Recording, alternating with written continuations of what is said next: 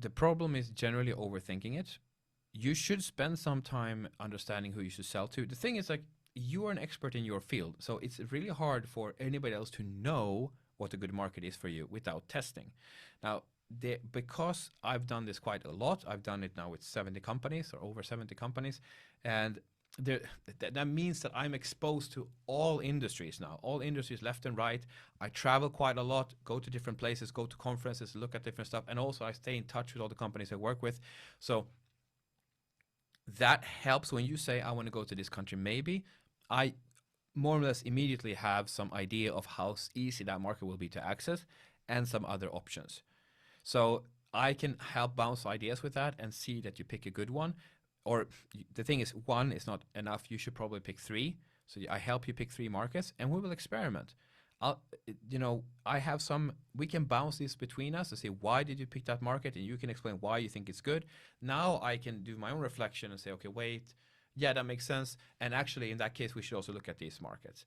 So I help you bounce ideas on this. But the thing is, there is basically no one you can call who will tell you where to go. It just doesn't exist. If they are so knowledgeable and they know this stuff, they will do it themselves. They are a competitor of yours. If anybody knows, so you should. There is no Oracle of Delphi who will tell you how this works. You need to experiment. I'll help you with this experimentation, and you should of course make a weighted decision, or like you should think, does this make sense? But you shouldn't think too much. I'm thinking you can think for a week, you can think for 2 weeks. Like you look at some data, you do some desktop research. We help with some desktop research, see what market could it be. But it's very broadly speaking, then it has to be tested. And if we find in the test, you do 3 different markets, you do Sweden, Spain, and Japan, you'll find that some markets do better than others quite fast. And now you have limited resources. You probably don't go to all 3 countries at the same time. You say, well, you know what, we're getting really good reactions in Spain. So, then we will target in on that country.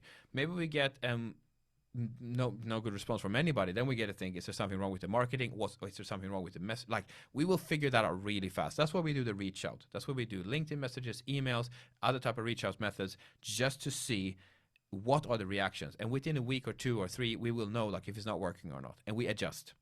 And we adjust again and adjust again. I have so far with all the over 70 companies I work with, never failed with this. There is a way to reach out. There is a way to get through the noise and be getting a conversation with the client. So we will find a way, but we will find some markets are easier than others, or some approaches in some markets are easier than others. And really soon, within a month or 2, you will really easily figure out, okay, this seems to be, this market makes more sense for us because the reaction is faster, the intent is higher, it seems the demand is higher, whatever is like it's just working.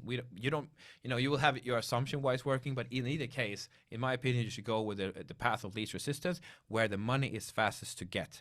So you put your effort where the return on investment is the largest. Yeah, so we help you bounce ideas where to go, but testing is the only way to figure out if it works or not.